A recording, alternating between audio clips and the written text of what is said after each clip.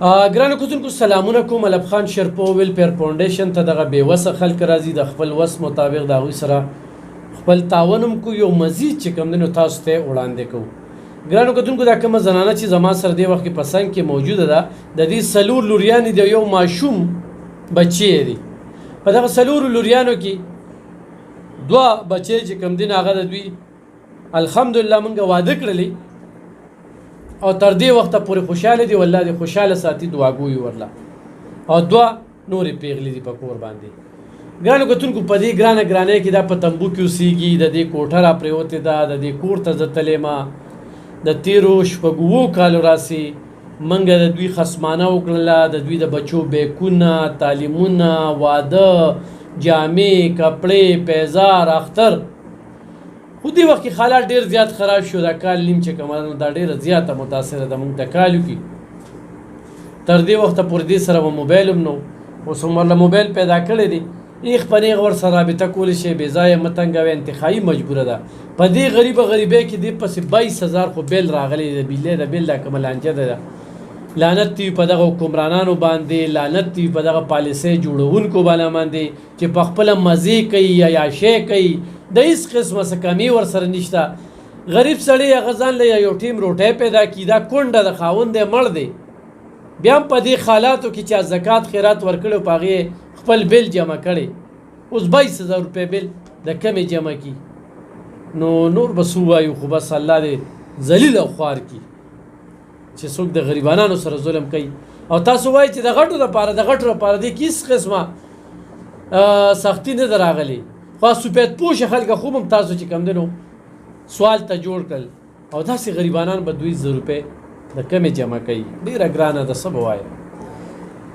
رکې دا نن سویمه ورځ ده چې موږ کره نه اوړه نه غوړي نه چیني دا راکړه. رکې اړه شته نه، رکې ماشومان دي راته جاړي رانه غواړي. رکې زما خو هېڅ وس نشته. رکې زه خو په خپله کونډه رونډه ښځه یم. رکې او نه دی د اپریشن تکلیف دی ماته، او پردې خدمت هم رکې نشم کولی. او رکې زما هېڅ وس نشته دی چې زه دې ماشومانو له یا رزق روزي بس الله پاک مسافرو سره خو کا او ملب خان شیرپو سره چې رکې زه دله کله راشم، ماته څه مشکلات راشي مخې ته رکې دله راشم، دې ما سره پر ازاد الله امداد وکړي. الله پاک هم خوشحاله کا رکې چې زما د رزق د روزې درک نه لګي. رکې زه به دا بیل د کوم ځای نه جمع کوم. ما نه خو رکې په جړه ماشومان روټۍ غواړي. بس رکې هغه ژوند دی والله تېری. دا وایي ګرانو بچو کتونکو، دا وایي چې سره د بچو بس نور په دې ژوند د تنګه شوي منو، خو سبا د دې په چم ګاونډ کې هم څوک وي، او سبا داسې جنازې تاسو چتوئ د غربت په وجه باندې. راشه بچې دې خوا ته. دا یو ماشوم زوی دی، دا یو ماشوم زوی. یو ورځ یې سایکل ارمانو، سایکل مې ورله اخیستی. ګاډي ارمانو وړوکې د ماشومان چلي که نه، هغه مې پلار نشته دی، خویندو ته ډېر ګران دی، خو د کمې را پیدا کړي د ده جامو نه پته لګي. یو زوی څلورو خویندو، ډېره ګرانه ده. ګرانو کتونکو خو ډېر هم باس وکړو، خو غربت را په مخه کړې ده. اوړه غواړي، غوړي غواړي، چای غواړي، چیني غواړي. ستا بېنظیر کارډ شوي؟ رکې نشته ده. بېنظیر کارډ هم د دې غریبو خلکو، بیت المال هم نشته، زکات نه د پیسې راځي. رکې نه هېڅ نه. کونډې لکه په دې ملک کې د بېوسه، بېکسه، بېڅوکه خلکو دپاره دا حکمرانان کوي څه.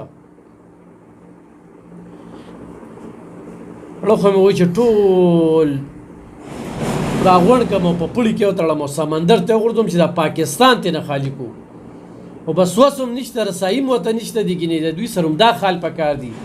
دا کم چې په جیلونو کې دي، دا په جیلونو کې بندیوان ښه دي، او دا کم چې د جیلونو نه بار دي، دا کیسونه پرې روان دي. په کار دا ده چې دام دې جیلونو ته ورننه باسي. په دې عدالتي روزانه کیسونو باندې دومره خرچه راځي، او هغه دې بجلی په دې بیل کې رولي، IMF قرضه په دې کې رولي، چې څه نقصان په دې ملک کې وشي هغه په دې کې رولي. دا کونډې دا موږ غریبانان به چې کوم نه دغه ازاله کوو. ګرانو کتونکو خبرې ډېرې زیاتې دي. خو د دې بېوسه ژوند چې کوم دی نو ډېر سخت دی، ډېر د مشکلاتو سره ضرور ورسره رابطه وکړئ.